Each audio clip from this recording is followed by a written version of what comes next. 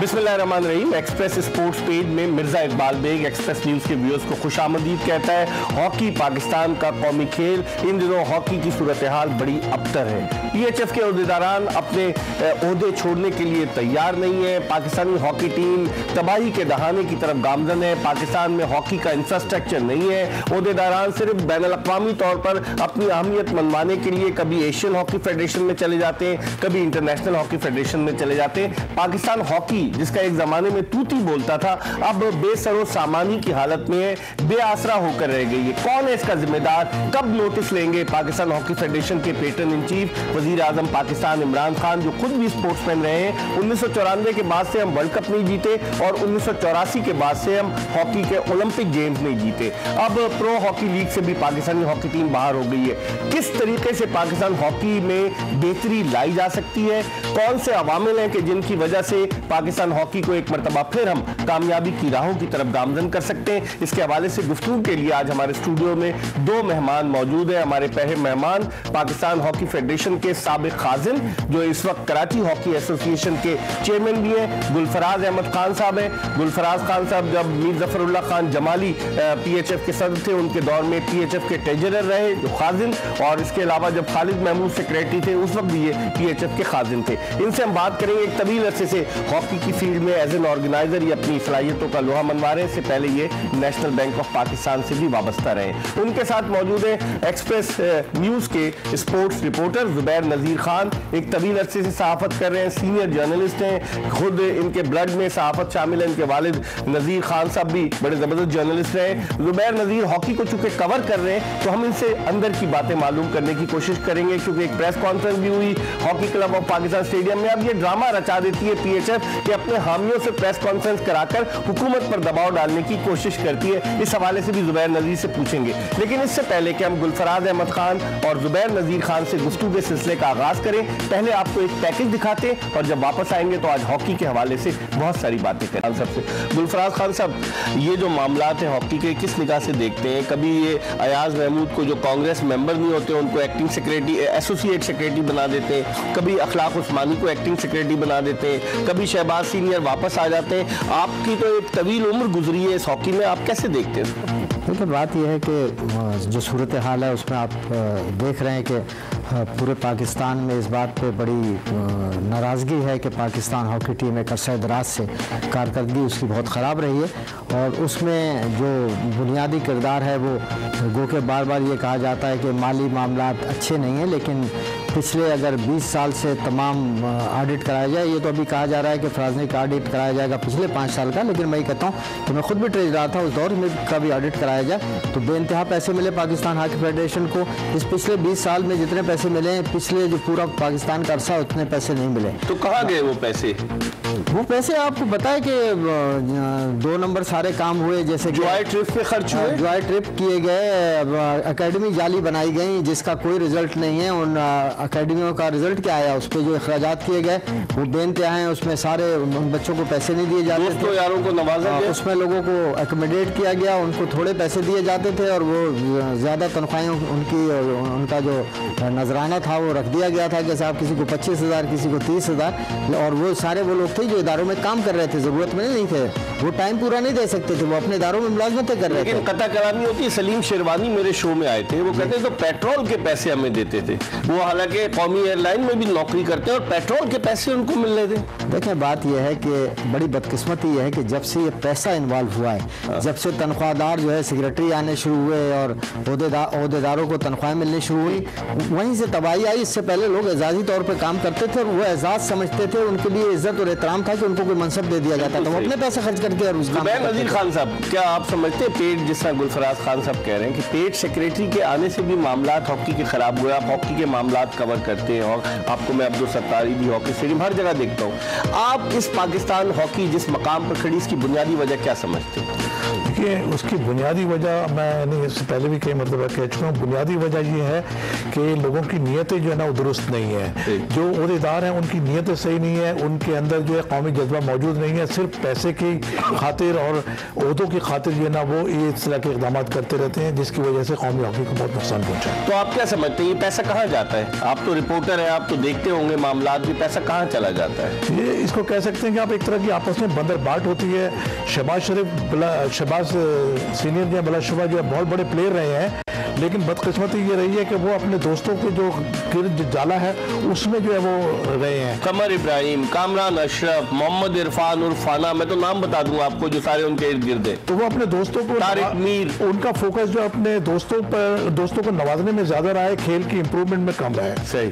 गुलफराज साहब, ये बात सही है कि अब तो पैरेलल एसोसिएशन बनने लग गई, कराची की पैरेलल एसोसिएशन बना दी। ये अलमिया है कि पाकिस्तान हॉकी फेडरेशन अब खुद पैरेलल एसोसिएशन कराची में बनाती है। आपको याद होगा कि जब ब्रिगेडियर खालिद सज्जाद खोकर साहब और Shahbaz senior Karachi hockey association के ग्राउंड को विजिट किया था, बड़ी बड़ी तस्वीर आपने लगाई उन लोगों, तस्वीर लगाई थी, तो उन्होंने खड़े वहाँ बैठकर ये प्रेस ब्रीफिंग दी थी कि साहब Karachi hockey association ideal association है और पूरे पाकिस्तान की एसोसिएशन इसे फॉलो करें और जिस तरीके से ये काम कर रहे हैं उस तरीके से दीगर एसोसिएशन भी करें। उन्होंने झूठ बोला, इसका मतलब क्या हुआ? 15-20 दिन बाद वही एसोसिएशन इतनी खराब हो गई कि पैरेलल एसोसिएशन जो कि जिसके अंदर बेईमानी पर मुश्तमिल सारा काम है। मैं बात करूंगा, कामरान अशरफ को उसमें लेकर आए, शहबाज के दस्ते रास्त और कामरान अशरफ के दस्ते रास्त कंप्यूटर एनालिस्ट आसिम अब्बासी है कि जिन पर संगीन इल्जामात है खवातीन हॉकी खिलाड़ियों को हरासा करने के।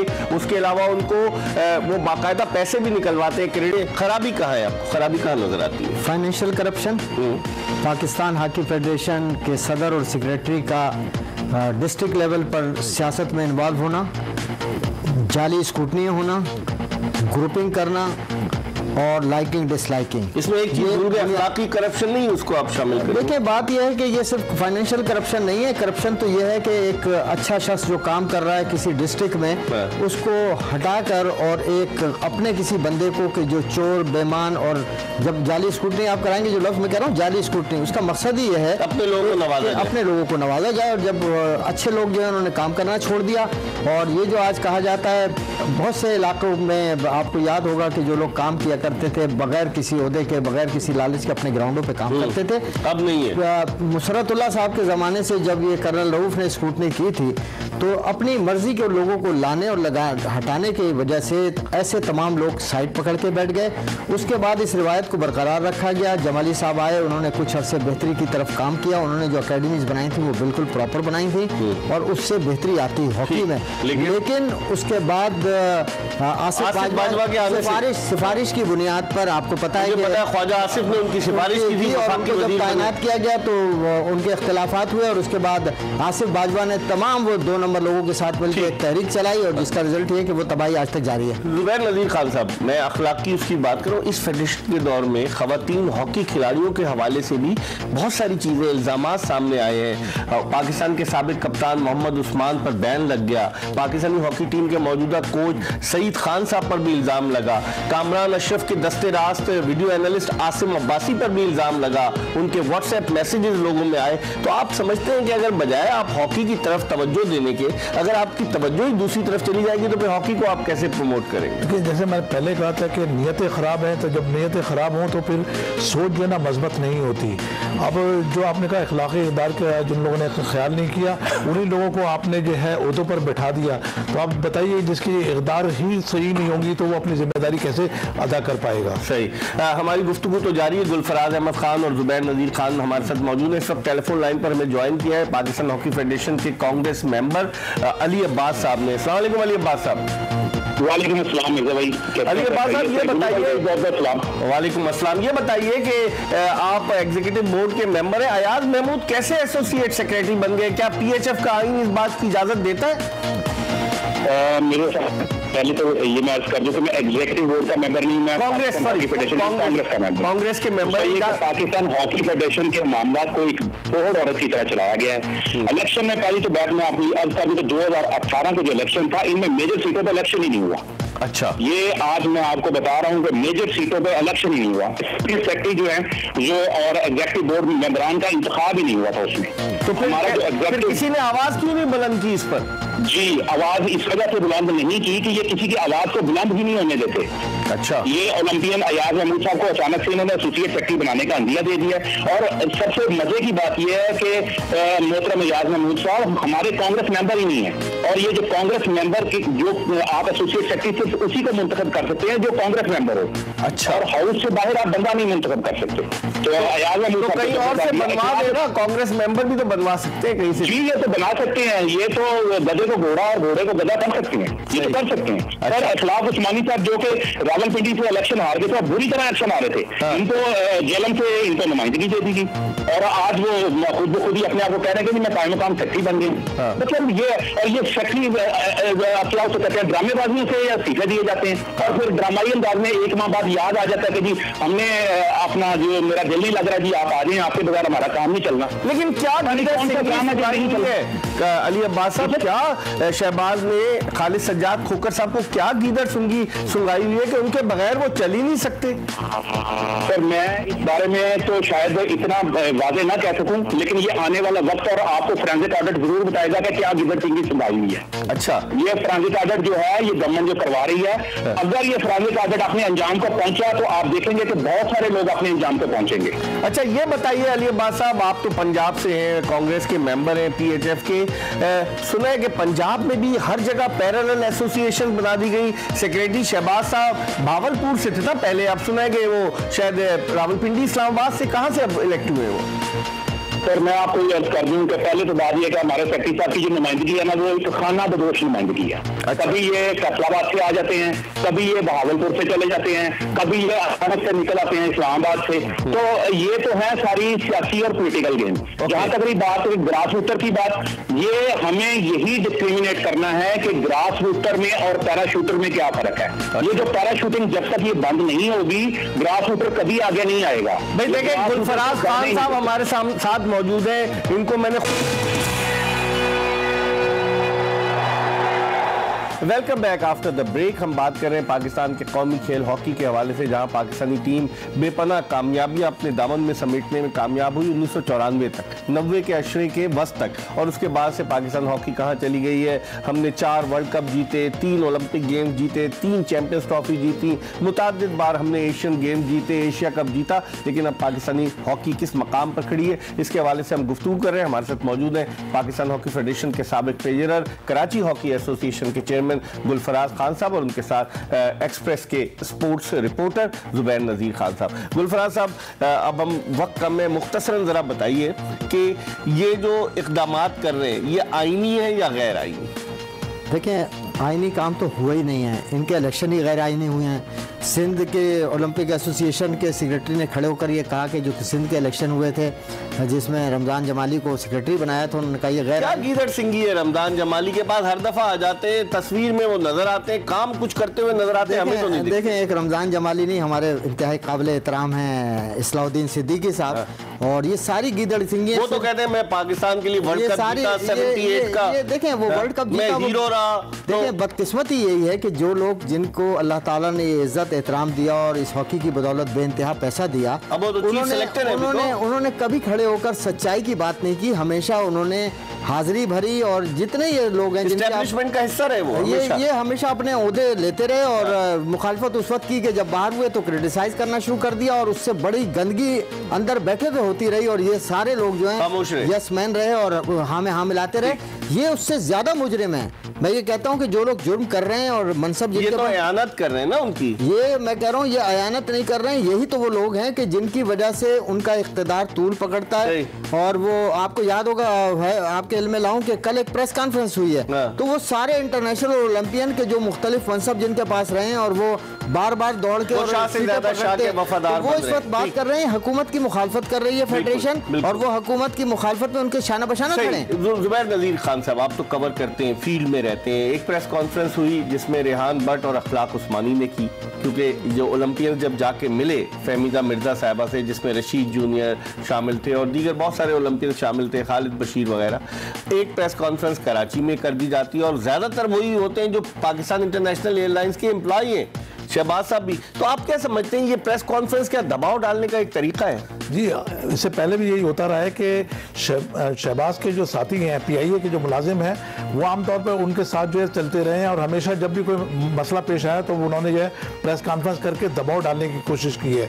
लेकिन एक और बात मैं आपको बता दूं कि फेडरेशन में शहबाज के साथ और भी लोग हैं जो कि सेक्रेटरीशिप के ओहदेदार हैं। बजाय तो वो शहबाज के साथ हैं, लेकिन वो कोशिश में है कि अगर ये शहबाज हटे तो वो सेक्रेटरी बने। हमारे पास तो खबर आई थी शाहिद अली खान भी इस चक्कर में, शाहिद अली खान ने जहांगीर खान तरीन से कहलवाया और बाद में उन्होंने कहा अगर मैं नहीं बनता तो आसिफ बाजवा को बना दें। तो क्या गुलफराज साहब, आप तो खुद भी हॉकी खेलते रहे हैं, हॉकी को ऑर्गेनाइज, क्या ओलंपियन छोटी छोटी नशिस्तों पर बिक जाते हैं? देखिए, बात यह है कि जो लोग तबाही के जिम्मेदार रहे उनके के लिए कोई मुतालबा करे कि इसे बना दिया जाए, तो उसके बाद तो सारा ये चीज क्लियर हो जाती है कि ये गिरोह है, ये एक माफिया है। इसी गिरोह ने शाहिद अली खान को भेजा नहीं जब जारी थी टीम, बाहर कर दिया गया था। लेकिन फिर वो शाहिद अली खान फिर वापस आ गए और फिर वो कोचिंग शुरू कर दी। और ये मैंने कहा ना कि ये सारे वो लोग हैं कि जो 4-6 नाम तो वो हैं कि जो सदर और सेक्रेटरी रहे, लेकिन ये 12, 15, 20 का टोला है जो सारे जिम्मेदार हैं। और मैं ये कह रहा हूँ कि मुझे अच्छा नहीं लग रहा, क्योंकि ये स्पोर्ट्स जो है ये मोहब्बत का दर्ज देता है कि अब ये प्रेस कॉन्फ्रेंस करने वाले कहीं ऐसा ना हो कि शहर में इन पे अंडे और टमाटर फेंकना शुरू हो जाए और ये घरों में छुपकर फिर बैठ जाए, फिर ये प्रेस कॉन्फ्रेंस। लेकिन क्यों करते हैं जुबैर नजीर साहब ये प्रेस कॉन्फ्रेंस, क्यों करते हैं? कौन इनको कहता है? बुनियादी तौर पे तो आपको पता है कि ये उन्हीं के साथी हैं और वो उनकी आवाज़ से आवाज़ मिलाने की कोशिश करते हैं, लेकिन इस तमाम बातों का कोई फ़ायदा नहीं होने वाला आगे चल के। मामला ये आप देखेंगे कि तब्दीली आएगी, जैसे मैंने पहले कहा कि शहबाज शरीफ का अब शहबाज सीनियर का जो है वक्त अब ख़त्म हो गया है। अब जहाँ तक ब्रिगेडियर साहब की बात है, ब्रिगेडियर साहब अपने जो ताल्लुकात हैं उनको इस्तेमाल करके जो इक़्तिदार में रहने की कोशिश कर रहे हैं। मुझे लगता नहीं कि वो भी अब इक़्तिदार में रह पाएंगे। अच्छा, तो गुलफराज साहब ये तो कह रहे हैं, कब तक आप तवक्को रखें? मैं तो समझ रहा हूँ कि बहुत जल्द इसका फैसला हो जाएगा, जल्द इंशाल्लाह फैसला होगा। और रिजल्ट आने के बाद मुझे उम्मीद है कि हुकूमत इस वक्त जो चाह रही है कि ऐसे लोगों को लगाया जाए जो रिजल्ट दें, तो किसी ऐसे शख्स को तैनात किया जाएगा कि जो वाकई रिजल्ट। इस वक्त टेलीफोन लाइन पर हमें ज्वाइन किया है रोजनामा एक्सप्रेस के स्पोर्ट्स रिपोर्टर असगर सलीमी साहब ने। असगर सलीमी साहब जो है उनके कॉलम्स वगैरह आप पढ़ते रहते होंगे, PHF के मामलात पर इनकी गहरी निगाह है, इन्होंने बड़े अच्छे कॉलम्स लिखे हैं, लेकिन कुछ हो नहीं पा रहा। अस्सलाम वालेकुम सलीमी साहब। वालेकुम सलाम बेग साहब, कैसे हैं आप? बस अल्लाह का करम। क्या हुआ, आप इतनी, आप भी कोशिश करते हैं, हम भी प्रोग्राम करते हैं, इनके कानों पर जूं नहीं रेंगती, किसको आप इसका जिम्मेदार समझते हैं? बेग साहब, पिछले 20 साल से ये मैं गेम देख रहा हूँ। कौमी खेल के साथ बहुत बड़ा खेल खेला जा रहा है। ओहदेदार आते हैं, बड़े बड़े दावे करते हैं और इसको कौमी खेल को ऊपर लेकर जाने की बातें करते हैं, लेकिन ये सिर्फ और सिर्फ अपनी जात के लिए करते हैं और फिर लूट मार करते हैं, अपने दोस्तों को, यारों को, उनको नवाजते हैं और फिर सब जब लुटा जाता है और म्यूजिकल चेयर में फिर अपने नए दोस्त को आगे ले जाते हैं। ये ऐसा खेल है, पिछले 20 साल से ये चलता जा रहा। अच्छा, आप तो उस पाकिस्तान हॉकी फेडरेशन के हेडक्वार्टर के नजदीक है जो national hockey stadium. Pakistan hockey team को, हॉकी के खेल को इन ओलंपियन ने नुकसान पहुंचाया है, शायद ही किसी ने पहुंचाया हो। 1994 में ऑस्ट्रेलिया में जिन लोगों ने पाकिस्तान का परचम बुलंद किया था, सब हलाली परचम बुलंद किया था, आज वही लोग कौमी खेल की तबाही का, बदनामी का बायस बने हुए हैं। और जब तक इनका एहतसाब नहीं होगा बेग साहब, जब तक अगर हम नवाज शरीफ, जरदारी, आसिफ अली जरदारी जैसे बड़े सियासतदानों का एहतसाब कर सकते हैं, इनका भी होना चाहिए। ठीक है, बहुत बहुत शुक्रिया। असगर सलीमी साहब हमारे साथ मौजूद थे, रोजनामा एक्सप्रेस के रिपोर्टर। एहतसाब होना चाहिए।